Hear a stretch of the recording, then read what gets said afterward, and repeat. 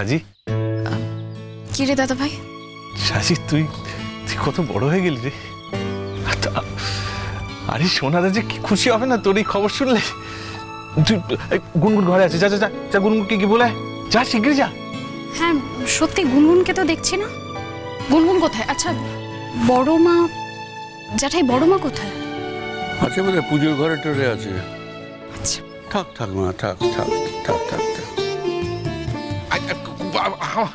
আমাকে না, আমাকে না। সাজি, সবাইকে প্রণাম করতে হবে না মা। বাবাকে কর, বাবাকে কর। যা দাদা বৌদিকে প্রণাম কর। এই যে একটা কথা বলছি, কাউকে কিচ্ছু, সব ভুলে যাবি। আগে যা হয়েছে সমস্তটা ভুলে যাবি। আজ থেকে তোর নতুন জীবন শুরু হলো। ভুলতে যাব কেন মেজো জেঠু? আমি কোনো কিছু ভুলতে চাই না। আমার জীবনে এত কিছু ঘটেছে বলেই তো আজ আমার জীবনে এই দিনটা এসেছে, বলো, এই জেদটা এসেছে। এই জেদটা না হলে তো কোনো কিছু করতে পারতাম না। এই লড়াইটা নিয়েই তো আমার এগিয়ে চলা। আমি কোনো কিছু ভুলতে চাই না, আমি সবটা নিয়ে এগোতে চাই। সাবাস সাজি, সাবাস মেয়ে, তোর জন্য না আমার সত্যি গর্ব হয় রে। সাবাস বোন। এরপর দেখবি না আমাকে রাস্তায় দেখে সবাই বলবে, ওই দেখো সাজির বৌদি যাচ্ছে। আরে ওই সাজি যে মেয়েটা ওই কলেজে পড়ায়, কি গো বলবে না আমাকে দেখে সবাই? বৌদি ভাই, অনেকেই কলেজে পড়ায়, তোমরা এমন করছো। সে পড়াক, অনেকে কলেজে পড়াক, তোর মতো এত ছোট বয়সে তো কেউ পড়ায় না। আমার বয়সেও অনেকে পড়ায়, বয়সেরও তো একটা এলিজিবিলিটি আছে। দেখেছো, আর সে হোক হোক হোক, তুই তো আমাদের কাছে ছোট নাকি? বাবা তুই নাকি কলেজের দিদিমণি, হ্যাঁ? এই বড় বড় সব ছেলেমেয়েরা ওর কাছে পড়বে গো। ও বাবা, আমার যে কি আনন্দ হচ্ছে না। ভালো করে পড়াবি কিন্তু। আমি একটা কথা বলি মিষ্টি, সেটা হচ্ছে শুধু আনন্দ হলেই তো হবে না। এটা ঠিক কথা বলেছে। আজ তো একটু ভালো খাওয়া দাওয়ার দিন। না তুমি গাইতে পারো। হবে মেজো জেঠু, আমি যাই আগে গুনগুনকে বলে আসি। তুই চুপ কর, হবে হবে বললে হবে না, আজই হতে হবে। টাকাটা ছাড়ো। হ্যাঁ, তোর লজ্জা নেই না? যখন ওই কথাগুলো বলেছিলি, এখন খাওয়ার জন্য হাঁক পাক করছে, দেখেছো? উজবুক ছেলে কোথাকার। আচ্ছা এই যে কান মুলছি, নাক মুলছি, আমি দোষ স্বীকার করছি, আমি ভুল করেছি। এবার টাকাটা ছাড়ো। তাও আমাকে টাকা দিতে হবে? উমা, তোমার ভাইজি এত বড় একটা কামাল করেছে, টাকাটা কে দেবে? আমি দেবো? হ্যাঁ, তুমি দেবে, বড়দা দেবে, তোমরা দেবে। আর তুমি কি করবে? তুমি কি করবে? গায়ে হাওয়া লাগিয়ে ঘুরে বেড়াবে? ও খাবে। সত্যি বাবা, তুমি আর কতদিন ছোট থাকবে বলো তো? হ্যাঁ, তুমি আর বড় বড় কথা বলো না ছোট বউ, এতক্ষণ তো তুমিও কম যাচ্ছিলে না। সাজি, আজকে যা যা খাওয়া দাওয়া হবে সব ভালো ভালো, বহুদিন পর। তার থেকেও আরো ভালো খবর কি জানো? সে পুরো খরচাটা কে দেবে বলো তো? তোমার মেজো জেঠু। একটু আগে বলছিল তুমি ছাড়া ওকে কেউ বোঝে না গো, কেউ। ওর হ্যাঁ হ্যাঁ বেসুরো গানও তুমিই বুঝো। ভয় দেখাবে না। ভয় দেখাচ্ছ নাকি? সত্যি কথা না না, ভয় আমি করব। দাদা, সবটা আমি সবাইকে খাওয়াবো, সবাইকে খাবো, একা সমস্ত বাজার করবো, লাফাতে লাফাতে যাবো, দেখি কি করে মুচের মতো মাথায় নিয়ে আসবো। যাও।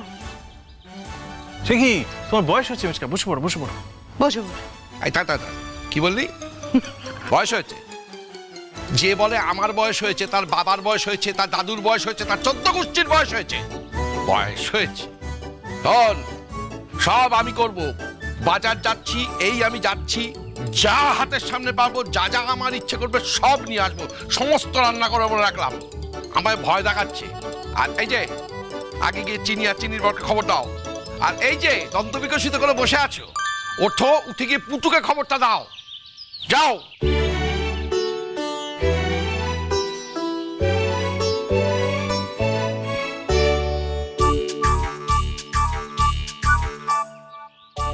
এই ছোট রান্না বান্না সব আমি একা করব, হাতে হাত লাগাতে হবে না, চলে আয়। হ্যাঁ হ্যাঁ, এই তো যাচ্ছি। কি গো, হাসছো কেমন দাঁড়িয়ে দাঁড়িয়ে? যাবে না রান্নাঘরে? যাও যাও, ভালো করে বানিয়ে বানিয়ে খাও, ভালো বানায় কিন্তু খাও।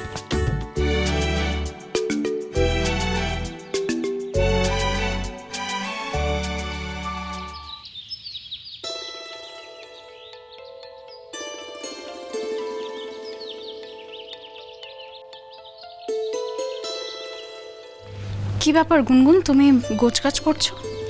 হ্যাঁ মানে ওই ঈশানের এত জিনিসপত্র না, ওকে নিয়ে প্রথমবার একা ট্রাভেল করছি তো তাই। ট্রাভেল করছো? কোথায় ট্রাভেল করছো? আরে বাবা, ওই আমেরিকায় চলে যাচ্ছি, তাই আর কি একটু জিনিসপত্রগুলো ঠিক করে গুছিয়ে নিচ্ছি জানো তো। ও তোমার সোনাদা কিন্তু জানে পুরোটাই, আর সোনাদাই বলেছে যে রূপাঞ্জনদা আমাকে গিয়ে দিয়ে আসবে। তুমি চিন্তা করো না, এবার তোমার সোনাদা মন থেকে বলেছে কথাটা। তুমি চলে যাচ্ছ? আমাদের সবাইকে ছেড়ে তুমি চলে যাচ্ছ? আমার আর এখানে থাকতে ভালো লাগছে না সাচি, সত্যি ভালো লাগছে না। খুব কষ্ট হচ্ছে আমার জানো তো। মানে আমি না এখানে থাকছি, আমার সবসময় মনে হচ্ছে যে ড্যাডি আশেপাশেই কোথাও আছে, আর ড্যাডি আমাকে কিছু একটা বলতে চাইছে, কিন্তু আমি যখন ড্যাডির সাথে কথা বলতে চাইছি দেখছি মানুষটা নেই। আমি না এই কষ্টটা সহ্য করতে পারছি না, তাই তাই আমার মনে হয় যে আমার কিছুদিনের জন্য এখান থেকে চলে যাওয়া উচিত। তাহলে হয়তো, আর তুমি একদম চিন্তা করো না, আমি যাচ্ছি ওখানে, কিন্তু আবার যখন ওখানে ভালো লাগবে না আবার কিন্তু ফিরে আসবো আমি। তুমি সোনাদার কথা একবারও ভাববে না? কি ভাববো ওর কথা? তোমরা তো সবাই আছো ওর সাথে, ও ভালোই থাকবে। আর তোমাদের সোনাদা তো আমার মতো দুর্যোগের মধ্যে থেকে যায়নি লাইফে, তাই হয়তো আমার কষ্টটা দুঃখটা আমি না চাইলেও ওকে বোঝাতে পারবো না।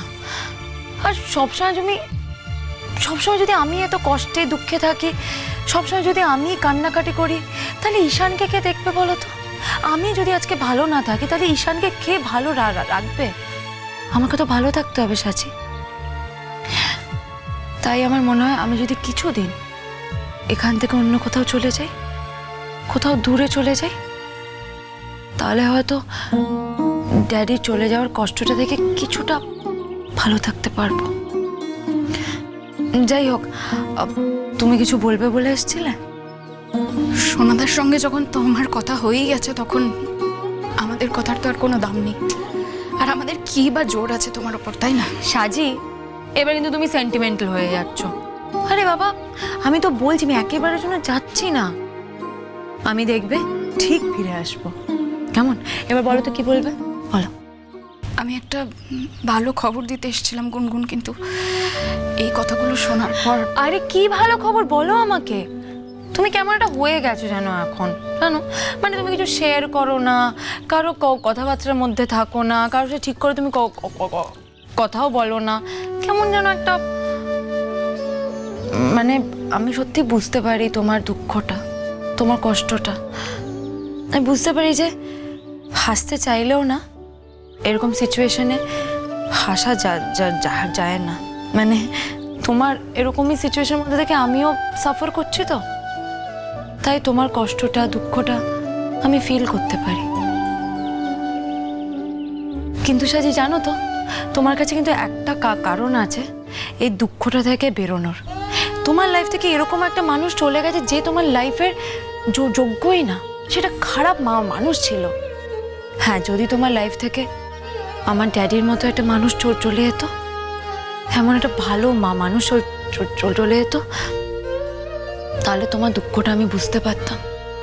কিন্তু এখন তো তোমার আনন্দে থাকা উচিত, তোমার খুশি হওয়া উচিত, তোমার বেঁচে যাওয়া উচিত।